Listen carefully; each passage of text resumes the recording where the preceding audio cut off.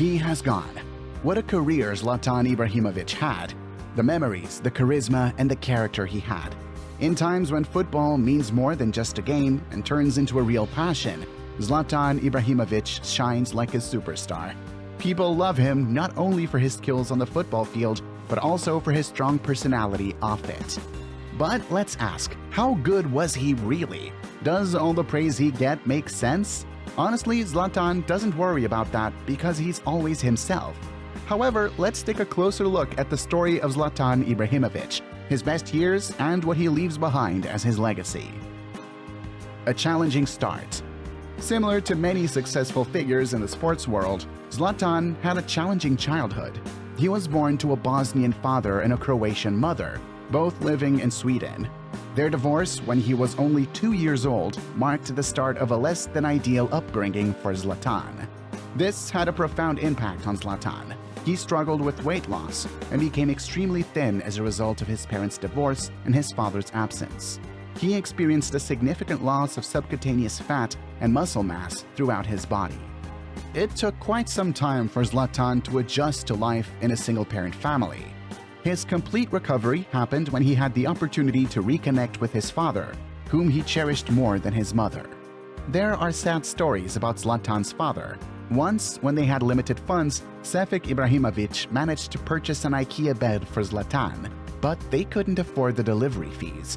While growing up in Rosengard, Zlatan gained a reputation as a school bully and was involved in theft.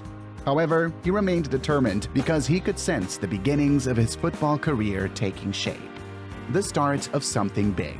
At just 6 years old, Ibrahimovic kicked off his football journey when he received his very first pair of football boots. His natural talent, combined with his towering height of 6 feet 5 inches and athleticism, played to his advantage. He learned to play the game on a worn-out gravel pitch near his mother's house. On that small, dusty pitch in the neighborhood, Ibrahimovic and his pals attempted all sorts of fancy moves, spins, and shots. The limited space demanded quick thinking and swift footwork. Zlatan discovered his true passion after enduring rigorous self-training. As he transitioned into a professional player, the old gravel pitch where he honored his skills underwent a complete transformation thanks to sponsorship from Nike. Zlatan has recalled an incident at the age of 13 when he unintentionally injured a teammate. Surprisingly, at 15, he briefly considered working at Malmo's docks instead of pursuing football, but his coach convinced him otherwise. Ibrahimovic encountered obstacles while striving to establish himself as a professional footballer. Even after joining the city's professional club, Malmo FF, at 17, he faced opposition from the parents of one of his teammates. This was due to an incident where Zlatan had a clash with their only child, headbutting him. It wasn't until he turned 18 that he realized football could offer him a future and a way out of his challenging upbringing. Ibrahimovic's illustrious football career took off when he joined Malmo FF in 1999, helping the team advance from the second division to the top tier, leading these clubs to significant victories. Later in his career, renowned teams like Barcelona, AC Milan, and Paris Saint-Germain sought his talents through player exchanges, and more often than not, Zlatan played a pivotal role in guiding his teams to remarkable triumphs. But despite everything, take a moment to ponder. Is Zlatan receiving more praise than he deserves? Is it all because of social media and his distinct, fearless style of play? For a moment, close your eyes and revisit all your memories of Zlatan and football. Now, let's delve into this discussion, shall we? Was he overrated? While acknowledging his success as a goalscorer, Ibrahimovic doesn't quite measure up when compared to some of the very best in today's football world. In a different era, his achievements in Italy alone might have earned him a place among the sport's legends. But Zlatan isn't on the same level as Diego Maradona or Gabriel Batistuta. Instead of representing a smaller, beloved team like Napoli or Fiorentina, Zlatan played for the 3 largest clubs in Italy, each dominating the league during his tenure. His rise to stardom also occurred during a period when Serie A was facing significant challenges, including financial difficulties and a match-fixing scandal. Juventus held sway before Zlatan's arrival, and when he joined Inter, their 2 main rivals had either been demoted or received substantial points deductions due to the Calciopoli referee manipulation controversy. When he made his comeback to Italy with Milan in 2010, the balance of power had shifted once more.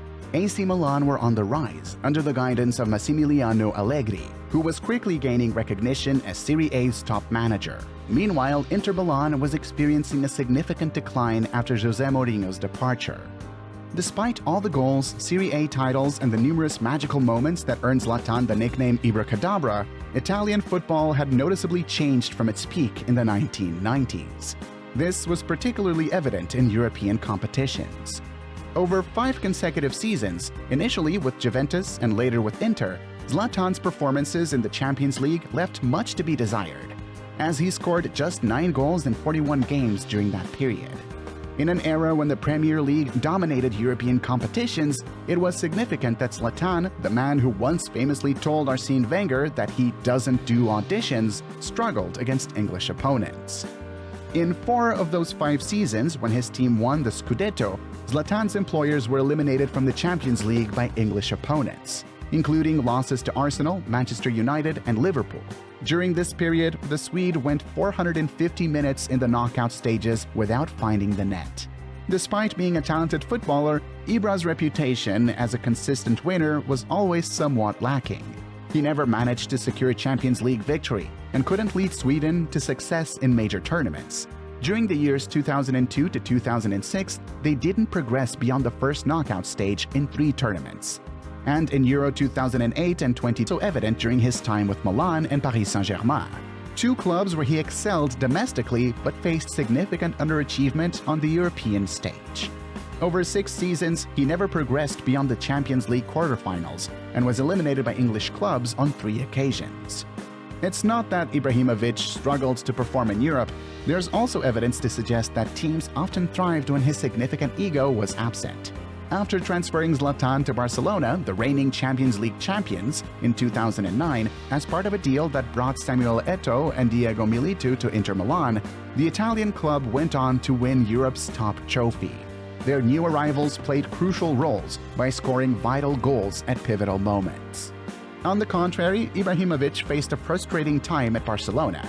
Despite winning La Liga and maintaining a decent scoring record, he failed to leave a lasting impact. He attributed this to Pep Guardiola's management style and the dominant presence of Lionel Messi in the team. It may have bothered the Swede that Barcelona reclaimed the Champions League title with another victory over Manchester United shortly after his departure to Milan. This pattern isn't limited to his performances in domestic competitions alone. Ibrahimovic holds the record as Sweden's all-time top scorer with 62 goals, and once famously stated, "A World Cup without me is nothing to watch." However, he never managed to score a goal in the 7 World Cup matches he played in. Perhaps more significantly, after his retirement from international football, Sweden not only qualified for the 2010 World Cup at the expense of Italy, but also reached the quarter-finals, marking their best performance since 1994. Ibrahimovic's standout performance for Sweden unquestionably occurred in a 4-2 victory against England in November 2012. He scored 4 goals in that match, including an incredible long-range overhead volley. However, it's essential to provide some context. Firstly, it was a friendly game where players like Steven Kalker, Leon Osman, Ryan Sawcross, and Carl Jenkinson represented England. Secondly, Zlatan's spectacular 91st-minute goal was aided by a mistake from goalkeeper Joe Hart. Their encounter later that year at Euro 2012 yielded different results, with England eliminating Sweden in the group stage. Even his time at Manchester United has received excessive praise. While he scored 28 goals in his first season at Old Trafford, it's worth noting that more than a quarter of those goals were in the Europa League and League Cup. His league goals couldn't prevent United from finishing a disappointing 6th. So, in retrospect, Zlatan Ibrahimovic had impressive skills and was adored by fans. But there were valid arguments suggesting he might have been given more credit than he deserved. This was mainly due to his underwhelming performances in European and international competitions compared to his domestic success.